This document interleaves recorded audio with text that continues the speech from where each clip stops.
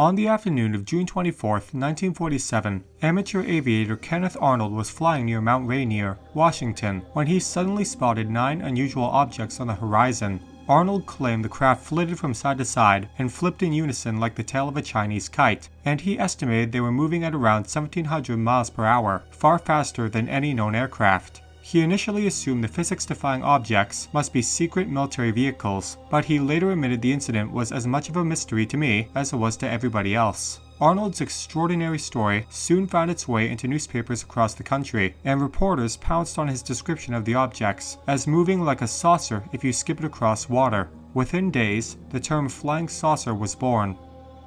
Coupled with the famed July 1947 incident at Roswell, New Mexico, when the Air Force claimed a military weather balloon was mistaken for an alien spacecraft, Arnold's encounter helped spark a wave of flying saucer sightings across the United States. The military brushed aside most of these close encounters as misidentifications, but a few reports came from air traffic controllers, people trained to search the skies with a discerning eye. The hysteria wasn't helped with the beginning of the Cold War, leading many to speculate that the mysterious sightings might be hostile Soviet aircraft. Thus began official government investigations into the mysterious phenomena. Following an official Air Force inquiry, Lieutenant General Nathan Twining fired off a memo in late 1947 describing the flying disc phenomenon as something real and not visionary or fictitious. He suggested the military launch an investigation into the source of the sightings. By 1948, the Air Force had initiated Project Sign, the first of 3 military offices tasked with collecting and analyzing reports of what were termed unidentified flying objects. Project Sign's investigators quickly concluded that UFOs weren't coming from behind the Iron Curtain. Their flight characteristics simply didn't match those of any man-made aircraft, but some on the team may have embraced the idea that UFOs were not of this world.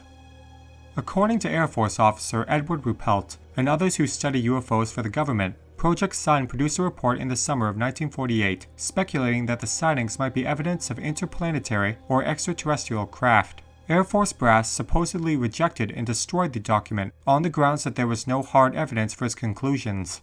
To this day, no copies of the report have ever been recovered.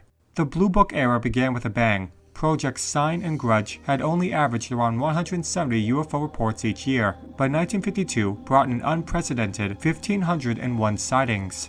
Perhaps the most extraordinary of all came in July 1952, when a series of unusual blips suddenly lit up radar screens across Washington, D.C. Bewildered military personnel scrambled jets to intercept the bogies, but while their pilots reported seeing bright lights dancing through the night sky, they were unable to catch them.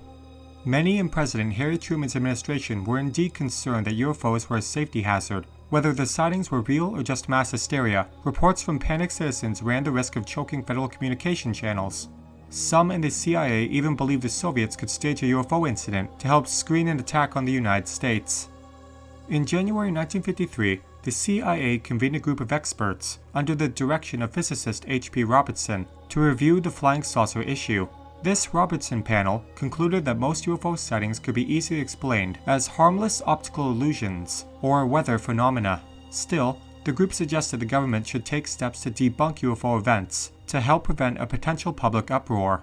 In a move that would provide fuel for conspiracy theorist fires for years to come, they also suggested that the feds soothe the national consciousness by using mass media, celebrities, and even the Walt Disney Company to ridicule and discredit UFOs.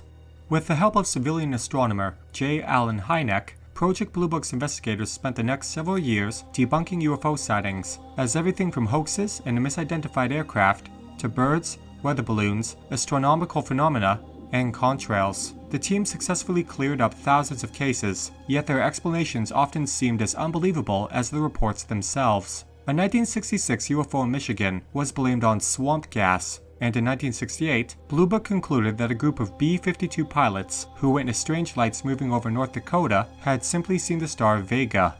Among the many who reserved harsh words for Blue Book's methods was none other than Dr. Hynek, who had been with the program since the days of Project Sign and was popularly viewed as its chief debunker. The entire Blue Book operation was a foul-up, he later wrote in the 1970s. Not enough attention was paid to the subject to acquire the kind of data needed even to decide the nature of the UFO phenomenon.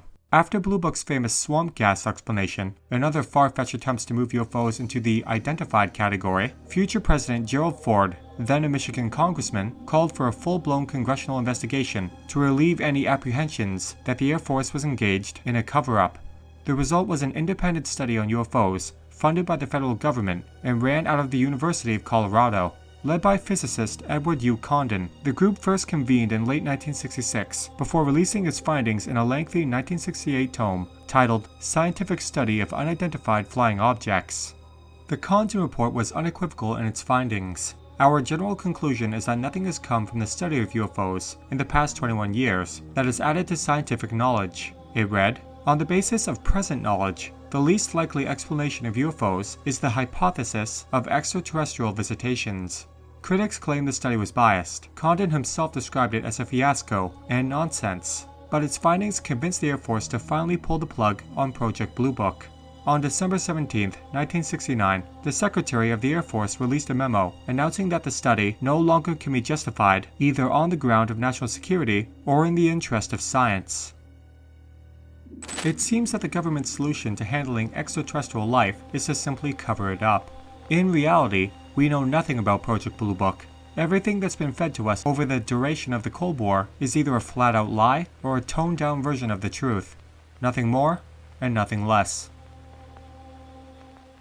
Don't forget to sign up for our Patreon page. Members get early access to videos, ad-free, and you can see content you can't see anywhere else.